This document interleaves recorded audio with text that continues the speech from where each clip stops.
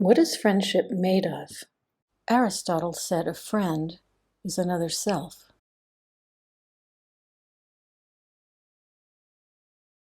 Different friends bring out different parts of me. What is unique about female friendship? How is it formed? Where is friendship made?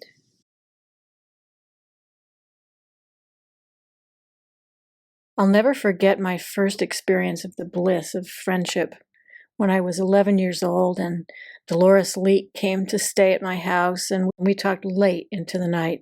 We ate candy and swapped ghost stories and talked about the boys we had crushes on.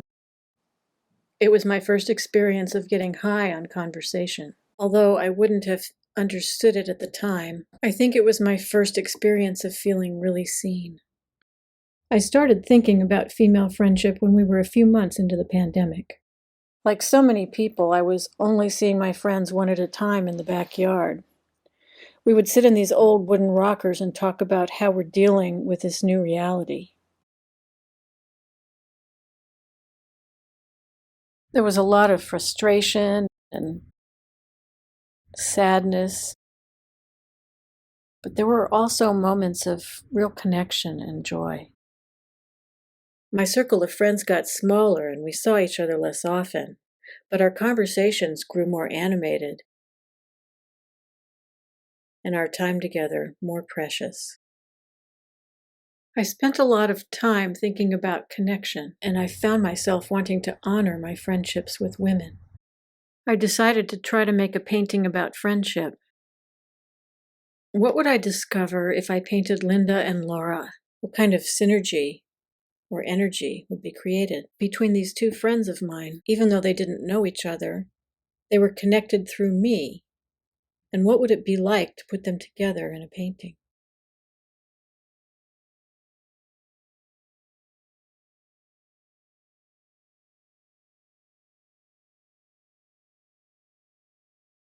As an artist who makes my living as a therapist, I'm interested in representing what really happens in a friendship, the roles we play, the many selves we bring to a conversation.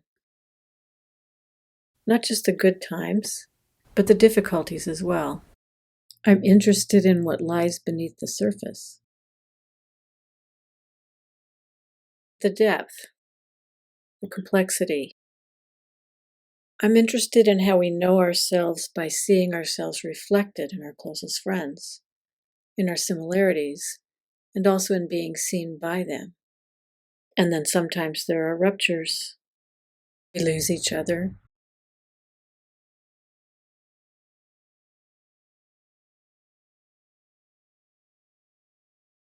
I became curious about how others had represented female friendship in painting, but there wasn't much there.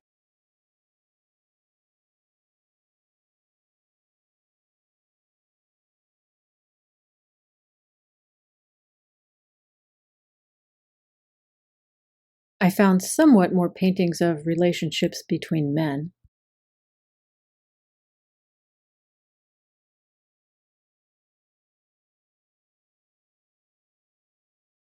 Romantic love, of course, has been widely explored by visual artists since painting began. One of the things that I think makes it easier to represent romantic love is that in our culture, touch tends to be limited to romantic partners. We don't often touch our friends, except as a greeting or posing for a photo. How do you show relationship without touch?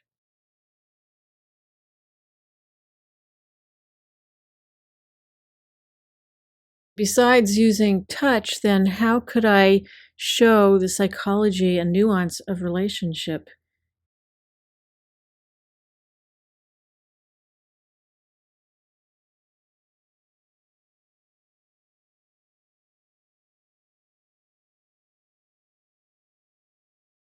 Since I had first started painting, I had been thinking about boundaries and how we cross them and lose them, how we can merge with each other to the point where we don't know who's who. This is more obvious in erotic situations, but It also happens without even touching. I thought it would be interesting to bring that into this conversation between these two women. Each of these women connects in a different way. I wanted to show both their separate personalities and their connection and the flow between them. I wanted to capture Laura's deep listening, her caring, her empathy, and Linda's loquaciousness and expressiveness. In a conversation, there's a back and forth between sensing into ourselves and then moving our attention out to meet the other person and try to sense what it is they're experiencing. There's a kind of movement back and forth, moment by moment, between this fluidity of sensation and emotion that feels more like connection to instances of consolidation and a fixed sense of self, which creates more of a feeling of separateness. I think I often enter into a conversation with a sense of aloneness, a fixed sense of myself, and in the course of the conversation, something starts to change. We join each other and become a we instead of two separate selves. Within a conversation, my sense of self is shaped by and shapes my surroundings and my relationships. That can become quite expansive to the extent that it creates feelings of belonging and love. And it seems as if I and the world interpenetrate. I think all the thinking and research that I did found its way into the work, but not in a deliberate fashion. The image shows itself to me and I play with the composition, it changes. Something else is guiding the process of developing the painting other than intentionality or analysis. But it's only when I'm most of the way through or completely finished that I see how the thinking has influenced the painting itself. In the end, Linda's face became half her face, half mine, as sometimes happens in friendship. I think this work is about what it feels like in the midst of a conversation to be a human in a body and in relationship. This process of developing a visual language for female friendship has only just begun for me. I have several new pieces in the works, and I hope you'll participate in my research by submitting your stories or your photos to this website.